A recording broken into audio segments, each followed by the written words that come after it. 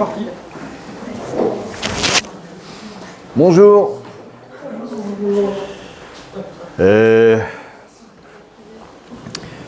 Aujourd'hui, nous entamons un moment important de notre long travail entrepris depuis quelques mois sur la Genèse, puisque nous allons terminer, je dirais, la première partie de la Genèse qui serait, on peut parler de la préhistoire, puisqu'on va rentrer ensuite dans l'histoire même. Depuis le début qu'on est dans la Genèse, en fait, on s'est rendu compte que on l'avait déjà dit, que ce soit moi ou d'autres prédicateurs, que en fait tout partait de l'idée de savoir d'où on venait, qui on était, parce que sinon on devient dingue et on a du mal à vivre. Alors moi j'ai beaucoup de chance parce que j'ai une famille qui vient de loin. J'en tire absolument aucune prétention, hein. Aucune prétention, je vous rassure.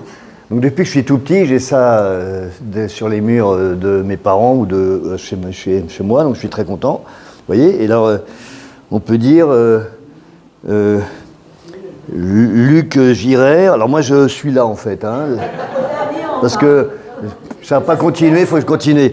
Et là c'est ma grand-mère Girard, d'accord, qui est fille de Eugène André Delarc, qui est lui-même fils de André Charles Delarc, etc. On remonte. Alors moi, je suis très fier parce qu'il y a Charles André Delarc qui est percepteur qui est seigneur de l'Arc et de Formy, contrôleur de la reine Marguerite de Valois. Donc je suis comte de l'Arc, marquis des Adrets. Vous voyez, c'est super bien parce qu'il n'y a aucun intérêt. Mais on remonte. Et j'étais très fier parce que j'étais fils d'eux. On est remonté jusqu'à fils de André Hermios, chevalier, vers l'an 1118, mort après 1203, possessionné à Los Hermios au Monastier.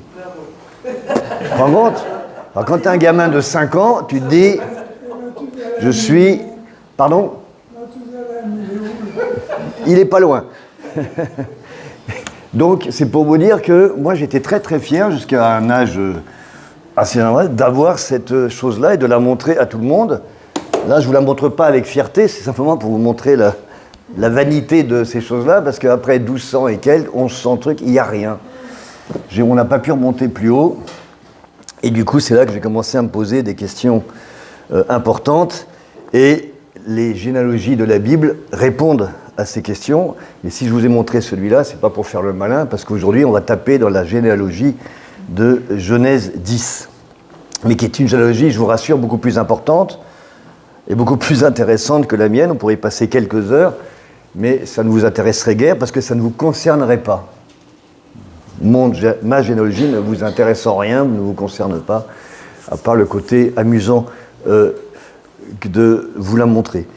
Par contre, celle dont on va parler aujourd'hui, elle nous concerne fondamentalement parce qu'elle nous renseigne sur qui nous sommes, d'où nous venons et surtout où nous allons.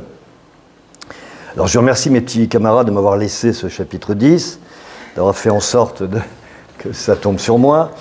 Mais d'un autre côté, je les remercie sincèrement parce que ça permet de se plonger dans des textes dans lesquels on ne se plongerait pas, par peur. Et finalement, j'ai trouvé des choses qui m'ont porté, intéressé. J'espère que aussi ça vous nourrira, puisque nous parlions de nourriture tout à l'heure. Alors, je disais qu'on est à un moment clé, parce qu'en fait, depuis le début de Genèse, on s'est rendu compte qu'il y a eu plusieurs étapes, j'appellerais ça plusieurs créations, suivies à chaque fois d'une chute.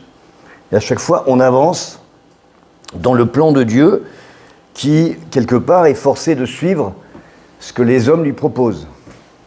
Dieu propose, les hommes disposent, et Dieu remet une pièce dans la machine,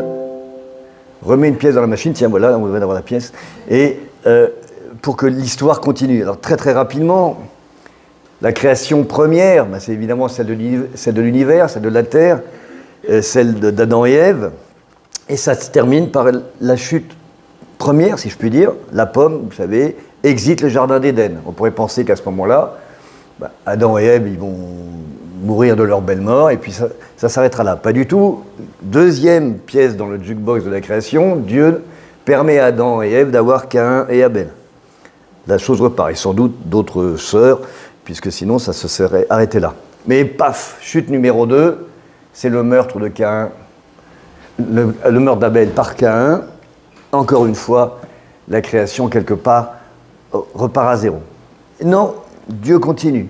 Il remet une pièce pour une création numéro 3, il donne un autre fils, Seth, qui lui-même va avoir un fils, Enoch, qui le premier va invoquer le nom de l'Éternel. Tout ça, vous vous en souvenez, on en a parlé. Pas de chance, on arrive à la chute numéro 3, le déluge. Tout est à recommencer à zéro, et là, ça va être fini. Pas du tout, parce que Dieu permet qu'il y ait une création numéro 4, par l'intermédiaire de Noé et de ses fils.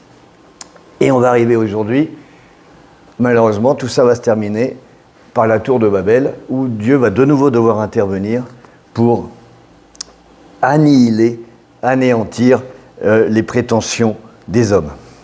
Puis on arrivera à la création, parce que tout ne va pas se terminer, la création numéro 5, ça va être Abraham qui va donner le peuple élu, au sein duquel il va préparer le salut de toutes les nations. Et vous savez que la dernière chute qui concernera cette création-là, eh bien, ça ne sera pas notre chute à nous, ça sera la chute du mal, la chute de Satan, et enfin, la création absolue des nouvelles terres et des nouveaux cieux. Et nous sommes donc au dernier épisode. Alors là, on va dire l'avant-dernier, ce que j'appelle la création 4 et la chute 4. Donc, Noé et ses fils, qui a été vu, l'arche, le déluge, on en a tous parlé à différents moments, entre Emmanuel, Yann et Philémon. Et nous arrivons au chapitre 10, que je ne vais pas étudier seul, parce qu'en fait, le chapitre 10 est très important avec la fin du chapitre 9 qui a été vu par Philémon la semaine dernière.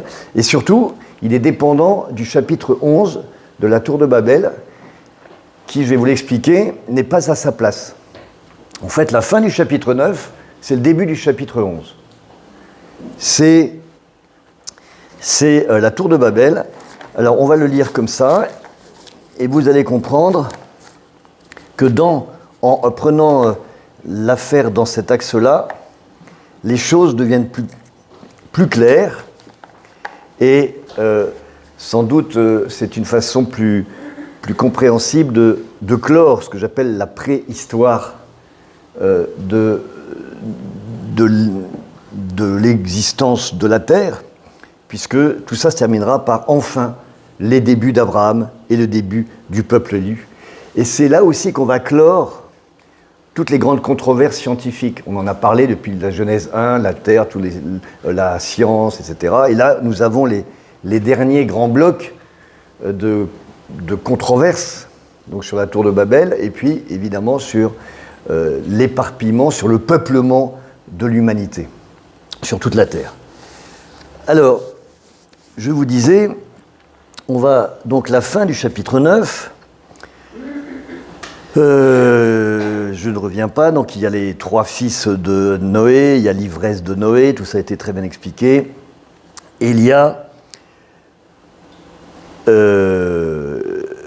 la prophétie de Noé sur les peuples qui vont suivre. Lorsque Noé se réveilla de son vin, il apprit ce que lui avait fait son fils cadet. Il dit « Maudit soit Canaan, qu'il soit esclave des esclaves de ses frères. » Il dit encore « Béni soit l'Éternel, Dieu de Sem, et que Canaan soit leur esclave. Que Dieu étende les possessions de Japheth, qu'il habite dans les tentes de Sem, et que Canaan soit leur esclave. » Noé vécut après le déluge 350 ans. Tous les jours de Noé furent de 950 ans, puis il mourut. Et passons directement au chapitre 11, parce que la suite, elle est là. Alors pourquoi le chapitre 10 a été intercalé là-dedans ? C'est parce qu'en fait, il y a les grands scientifiques de la Bible disent qu'il y a deux sources. Donc la personne qui a écrit ces textes-là s'est servi de 2 sources et il les intercale. Et là, il y a eu cet intercalement, je ne sais pas si le mot se dit, qui doit s'expliquer d'une manière ou d'une autre. Moi, je ne l'explique pas, mais je vous dis que de 9, il faut passer à 11. Toute la terre avait une seule langue et les mêmes mots, ce qui est logique. Ils sont peu nombreux, avec les 3 fils et les filles, les belles filles, ils repeuplent en 350 ans, le temps que Noé meurt, et donc ils ne sont pas si nombreux que ça, et donc ils ont encore une seule langue et une seule terre. Comme ils étaient partis de l'Orient, ils trouvèrent une plaine au pays de Shinar et ils y habitèrent. Ils se dirent l'un à l'autre, allons, faisons des briques et cuisons-les au feu. Et les briques leur servit de pierre et le bitume leur servit de ciment. Ils dirent encore, allons, bâtissons-nous une ville et une tour dont le sommet touche au ciel et faisons-nous un nom, afin que nous ne soyons pas dispersés sur la face de toute la terre. L'Éternel descendit pour voir la ville et la tour que bâtissaient les fils des hommes. Alors on va déjà s'arrêter là. Ce qui est intéressant, c'est de voir donc ces hommes qui se rappellent, il faut le voir, donc sont les descendants du déluge. Les fils et les belles-filles l'ont connu, et les descendants, ils ont dû entendre parler de cette histoire. Donc ils sont quand même dans un état de panique qu'on peut comprendre. Ils ne sont pas très nombreux, ils savent pour la troisième génération qu'il s'est passé un truc terrifiant, c'est pour ça qu'ils ne sont pas si nombreux que ça. Et donc, le premier réflexe, c'est de se regrouper, de trouver une terre qui leur soit propice pour vivre.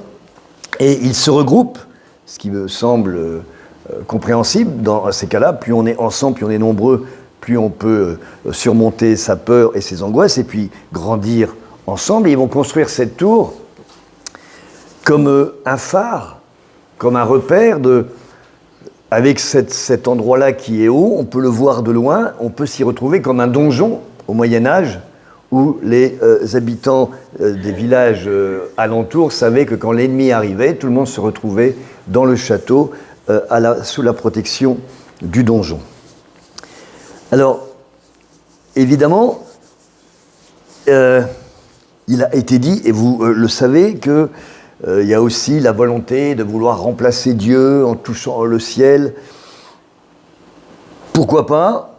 Mais moi, ce n'est pas ce qui me touche le plus. Ce qui me marque le plus, c'est la volonté, en étant groupés, en étant ensemble, de pouvoir, en tant qu'être humain, arriver à se suffire à soi-même, à être auto-indépendant en quelque sorte, et de ne pas devoir dépendre d'un Dieu qui, quelque part, les a exterminés quelques générations précédemment. Donc ce n'est pas tellement quelque chose qui est contre Dieu, c'est plutôt une ignorance de ce qu'est Dieu vraiment. Et ça, c'est des choses qui peuvent nous arriver à nous. On peut très bien, et plein de gens autour de nous, sans être chrétiens, c'est pas qu'ils sont contre l'image de Dieu, ils ne sont pas contre l'idée de Dieu, mais ils sont ignorants de qui est Dieu vraiment. Et le prennent pour un Dieu vengeur, un Dieu méchant, un Dieu qui demande d'énormes sacrifices, un Dieu qui frappe, et du coup, ils préfèrent se faire leur petite vie à eux, avec des phares de ci, de là, pour retrouver une espèce de sérénité et de paix intérieure qui tiennent à peu près la route, autour de gens de la même famille, d'une même langue, d'une même civilisation, d'une même culture, et qui partagent les mêmes valeurs. Cette tour de Babel, c'est pas la tour de je me révolte contre Dieu. Adam et Ève ne se sont pas révoltés contre Dieu.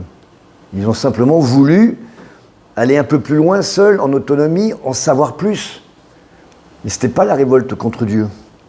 Et donc ils créent cette tour, et toute la ville qui va avec, ils commencent à sentir qu'ils ont été nantis d'une intelligence, d'un savoir-faire collectif qui leur permet de construire un début de civilisation. Et ce qui est intéressant, c'est l'élan collectif qui les anime. Deux fois, il y a marqué « Allons ». C'est collectivement qu'on va s'en sortir. Et moi, je trouve que c'est une belle idée, c'est une belle image. J'ai pas honte des hommes de Babel.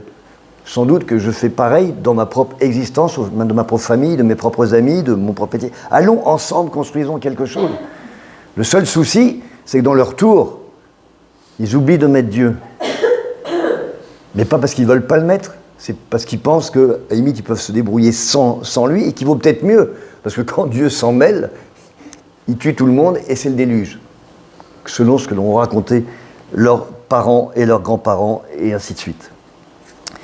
Mais l'Éternel voit ça, et l'Éternel dit, voici. L'Éternel descendit pour voir la ville et la tour que bâtissaient les fils des hommes. Et l'Éternel dit, voici, ils forment un seul peuple et ont tous une même langue, et c'est là ce qu'ils ont entrepris. Maintenant, rien ne les empêcherait de faire tout ce qu'ils auraient projeté.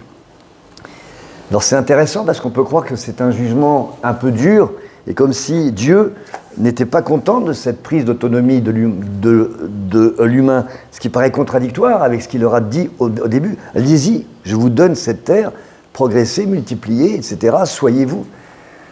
Sauf qu'il leur a dit, multipliez-vous et répandez-vous sur la terre. Et là, c'est ce qu'ils ne font absolument pas. C'est-à-dire qu'en refusant la diversité, en refusant les dangers de l'autre, de l'ailleurs, en fait, ils diminuent toutes les capacités que Dieu leur a données, nous a données pour progresser. Et cette tour de Babel, en fait, c'est une éloge de la diversité.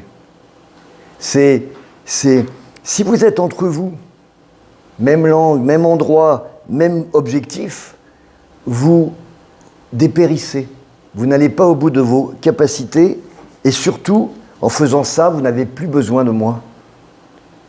Et ce n'est pas une façon égoïste que Dieu a de dire ça. Je veux que vous ayez besoin de moi comme la mère qui voit ou le père. Moi, j'ai ma fille qui a 13 ans, je la vois grandir, elle n'est plus là à dire « Papa, j'ai besoin de toi », c'est une fois toutes les semaines.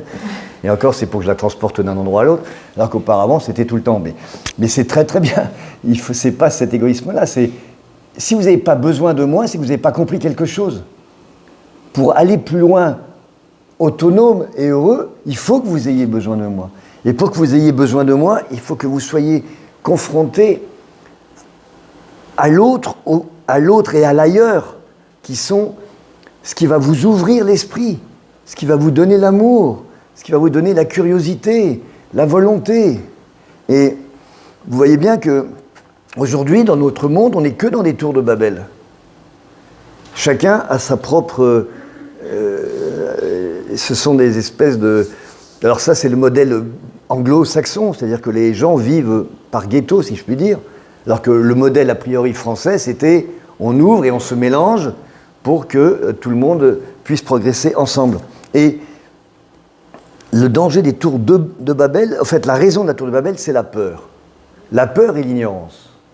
Et ce que nous dit ce texte, c'est pas Dieu qui vient et qui dit « Ouais, ils sont en train de faire un truc entre eux, c'est pas bien, je veux qu'on m'aime parce que je vous ai créé. » C'est vous êtes en train de vous planter. Parce que là, vous utilisez 10% de toutes vos capacités et tout le reste est régi par la peur et le besoin de vous protéger. De quoi ? De toute façon, la mort arrivera. Et ce qui est amusant, c'est que Dieu reprend le même terme que des hommes. Il dit « Allons ». Lui aussi, il dit « Allons ». Ça prouve bien qu'il nous avait fait comme lui, et bien nous réagissons comme lui à notre niveau. Lui aussi, il dit « Allons, descendons et confondons leur langage afin qu'ils n'entendent plus la langue les uns des autres. » Et il va détruire... Alors détruire, je ne sais pas, il y a plein de scientifiques, je vous disais que la science, là, à Chope, on ne sait pas si Babel a existé, alors on trouve des traces, etc., Babylone, est-ce que c'était celle-ci ? Alors on a retrouvé quelques vieilles bouts de tours, on pense que, aucun intérêt. Tant pis, qu'importe. Ce qui est riche, c'est que Dieu force les hommes de cette cité à se disperser, à ne plus parler la même langue, parce que plus parler la même langue, c'est s'ouvrir à quelque chose d'autre, c'est se créer un monde nouveau, c'est aller au bout de son humanité. Et évidemment, c'est à mettre en parallèle avec Acte 2, à la Pentecôte, où c'est exactement le contraire. C'est-à-dire que la Pentecôte, c'est le bonheur de la diversité absolue, puisque dans cette grande cour, là, il y a des gens de toutes les nations qui parlent toutes les langues. La diversité est là. Et Dieu, il devrait être content. Il dit, enfin, si on n'était que dans le réflexe de Babel, de dire, ça y est, ils ont chacun dans leur truc. Mais là, à ce moment-là, il donne le langage unique. La langue unique. Mais la langue unique, c'est celle de l'esprit qui vient sur eux, c'est celle qui permet de comprendre l'autre tout en étant soi-même. C'est pas une langue, celle que Dieu donne, qui supprime les autres. C'est celle qui sublime toutes nos particularités, toutes nos individualités, pour les mettre sous le même dôme, sous le même chapeau de l'amour de Dieu. Et donc Babel, c'est la préfiguration de la Pentecôte. Si tout le monde est dans Babel, il ne peut pas y avoir la Pentecôte.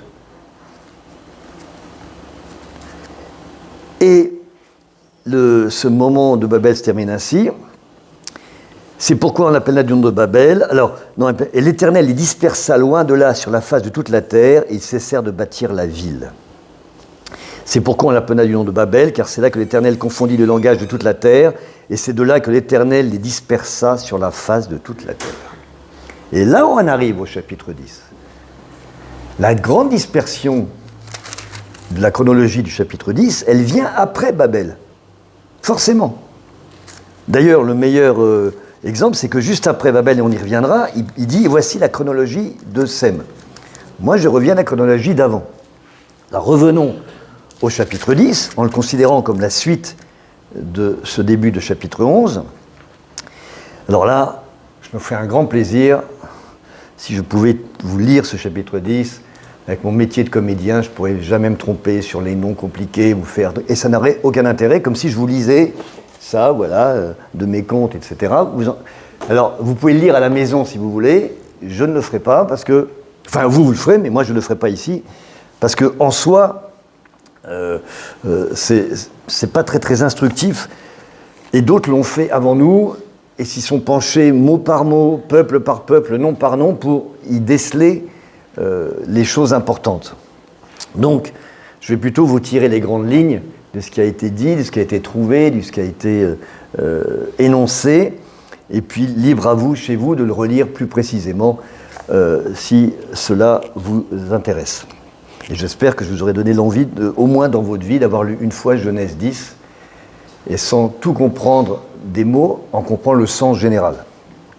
Alors ce chapitre 10, il énumère les peuples qui se sont répandus sur la terre à la suite de l'éparpillement décidé par Dieu. Alors dans le langage, on l'appelle, et hier j'ai eu la chance, après la réunion du comité avec Emmanuel et Yann, d'aller dîner au restaurant avec Yann.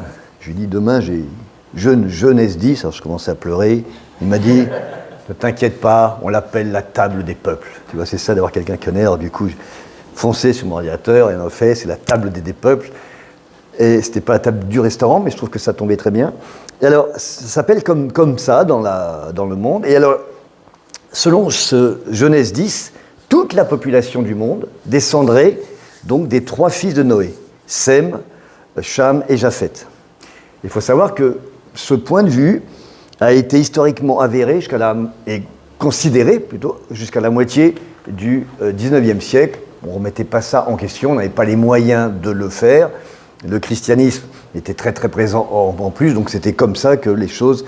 Alors je vous parle du monde évidemment chrétien, mais qui à l'époque était quand même extrêmement étendu. Et il n'y a que depuis le milieu du 19e siècle, évidemment, toutes les sciences s'y sont mêlées. Et donc je vous parlais de la dernière grande controverse scientifique de la Genèse, voilà, c'est celle-ci.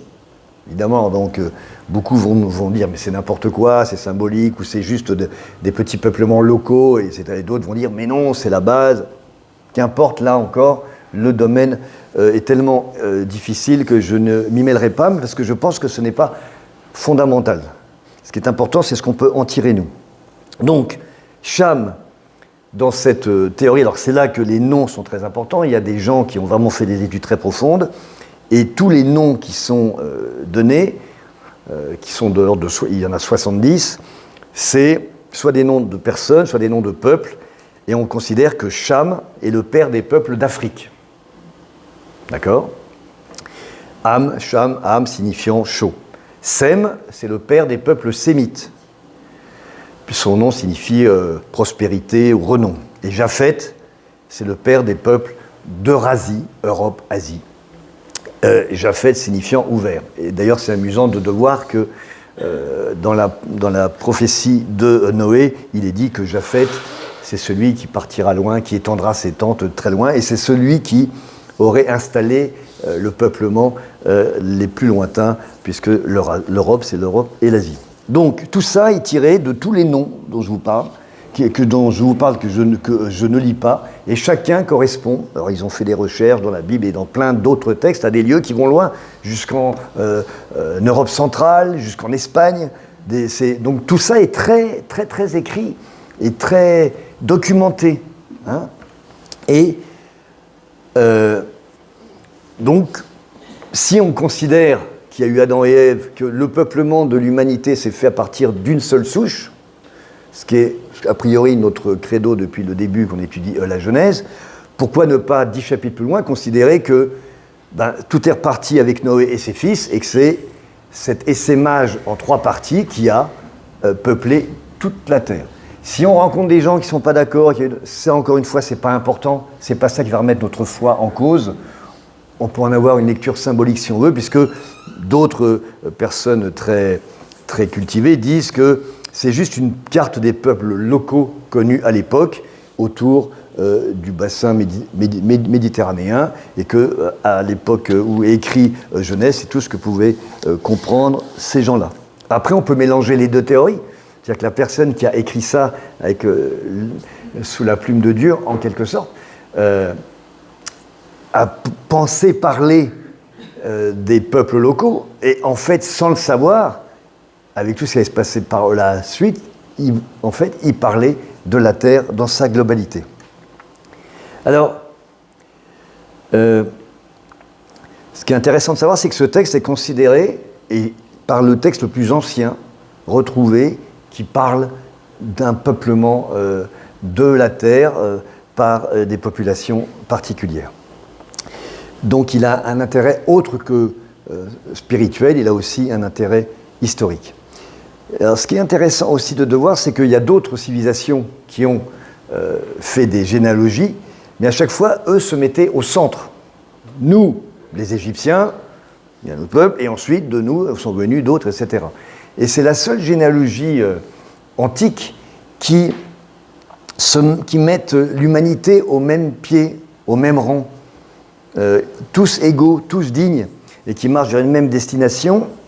Et ce qui est intéressant, c'est que le peuple élu, lui, il va être sorti d'une des branches, d'un des 3, etc. Et pas le plus récent, c'est pas celui qui vient du premier-né, c'est un parmi les rejetons du, etc., patati patata. Donc il y a cette espèce d'humilité, d'où va être tiré le peuple élu, l'humilité de cette généalogie qui permet de placer tout le monde au même rang. Et je parlais tout à l'heure de diversité, c'est ce que nous apprend ce chapitre 10. Tous autant que nous sommes, avec nos différences de descendance, de race, de tout ce qu'on veut, on est tous, aux yeux de Dieu, de la même extraction, de la même base. Et même lui, son Jésus, à lui, son Fils, il a été tiré d'un de cela qui n'apparaît pas de façon spectaculaire dans cette généalogie. Alors, je vous laisse vraiment aller plus loin. Il y a plein de documents sur Internet et des très bons livres. Alors les livres, je n'en ai pas, mais sur Internet, il y a plein de choses très intéressantes et qui donnent accès à des livres où vous pourrez vraiment aller plus loin sur cette généalogie, les noms, d'où est-ce qu'ils viennent, etc. Ce qui est intéressant, c'est qu'il y a eu il y a tout un courant de pensée qui veut dire que l'esclavage des Noirs et que le racisme anti-noir est inscrit dans la Bible et dans ce chapitre 10, et même dans le chapitre 9, puisqu'il est dit que Canaan sera l'esclave de ses frères. Ça a été lu par Philémon, et on vient de voir que Canaan, c'est toute la suite de Cham, et Cham, c'est celui qui, a priori, est parti en Afrique. Et donc, il y a tout un courant de pensée actuel qui dit tout le problème du peuple noir et de l'esclavage provient de ces textes-là. Alors évidemment, c'est une façon de lire les choses qui est très, très, très particulière, d'autant que dans les différents peuples qui sont cités, il y a des peuples noirs et qui ne font pas partie de la tribu de Cham. Enfin, c'est pour vous dire que c'est un vieux texte, mais qui est aussi repris par des gens qui ne sont pas du tout croyants et qui s'en servent pour leurs propres opinions. C'est dire, comme ce vieux texte a encore une force, même si on en tire des vérités fausses, il a encore une force et il inspire beaucoup de gens. Alors, ce qui est intéressant de voir, c'est qu'à chaque fois, donc vous verrez, il dit « les fils de Cham furent », « les fils de Japheth furent », et enfin, il termine par « les fils de Sem ». Et à chaque fois, il y a, c'est par eux qu'ont été peuplées les îles des nations ou telles terres, selon leur terre, selon la langue de chacun, selon leur famille, selon leur nation. Verset 5. Verset 20. Ce sont là les fils de Cham, selon leur famille, selon leur langue, selon leur pays, selon leur nation. Et le verset 32. Telles sont les familles des fils de Noé. 31. Ce sont là les fils de Sem, selon leur famille, selon leur langue, selon leur pays, selon leur nation. Ce qui est intéressant, c'est que c'est le mot famille qui vient d'abord. Ce n'est pas le mot langue.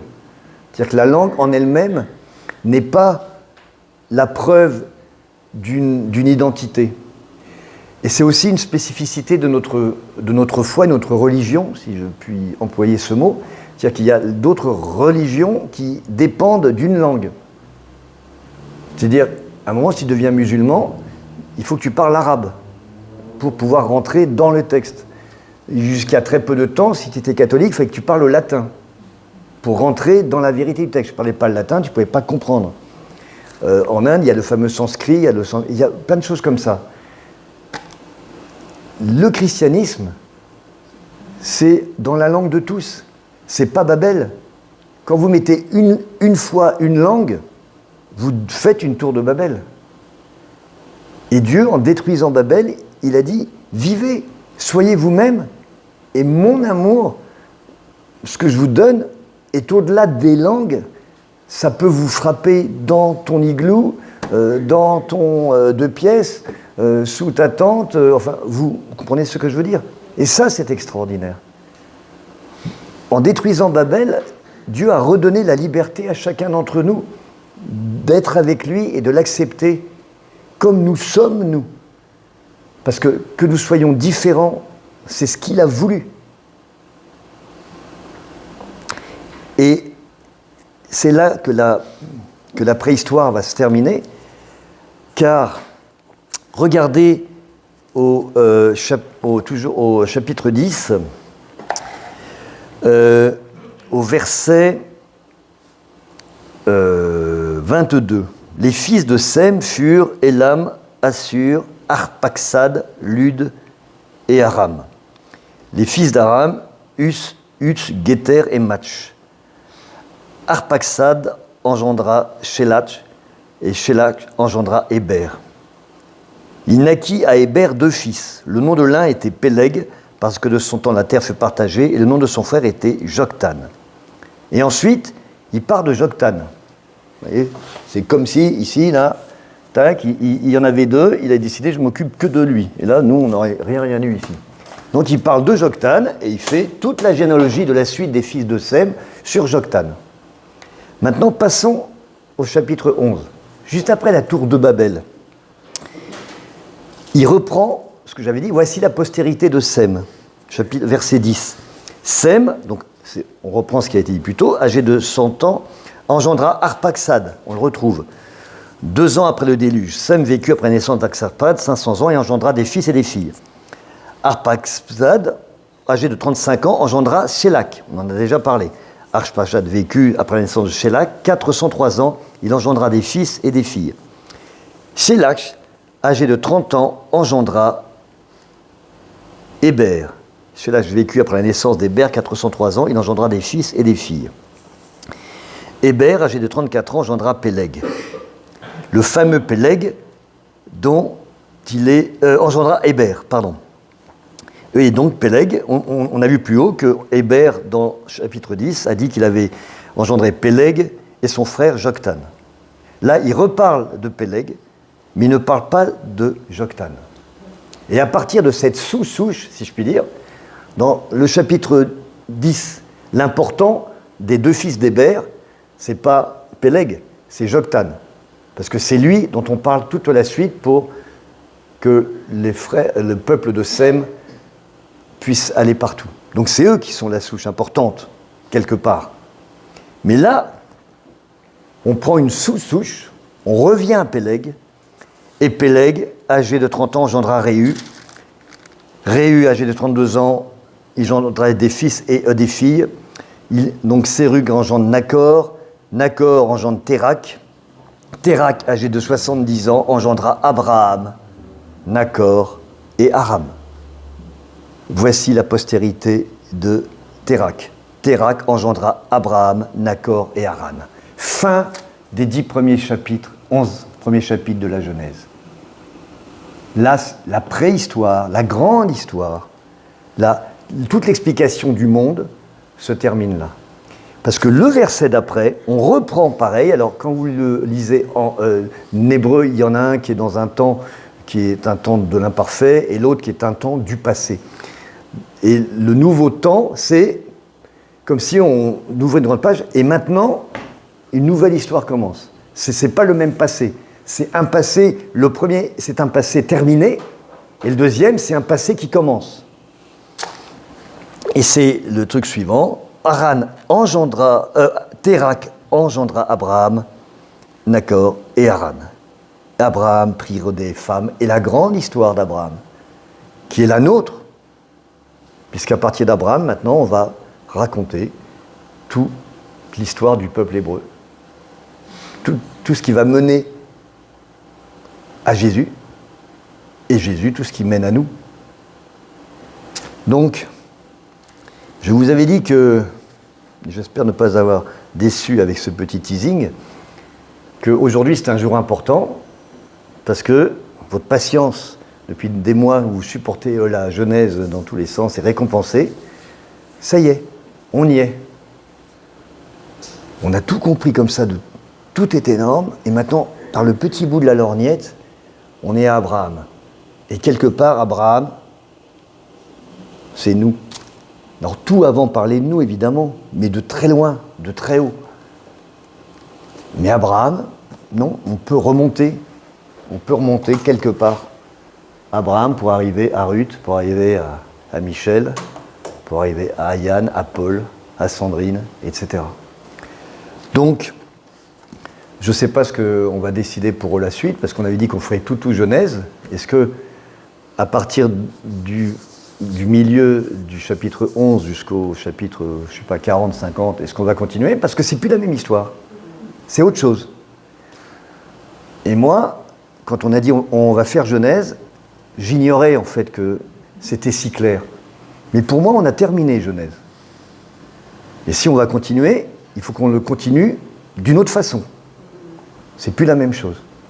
Et donc j'étais heureux de partager, et je remercie Philémon, Emmanuel, Yann, d'avoir été aussi des compagnons de route de ces explications. Et personnellement, ça m'a beaucoup apporté, parce que maintenant que cet arbre généalogique que je regarde avec gentillesse, il me paraît vraiment c'est mignon, quoi. Mais d'une telle vanité, je sais beaucoup plus d'où je viens. Alors avant, je m'en doutais mieux, mais depuis toutes ces études menées conjointement et avec vous, il y a des choses que je comprends mieux. Je vous remercie.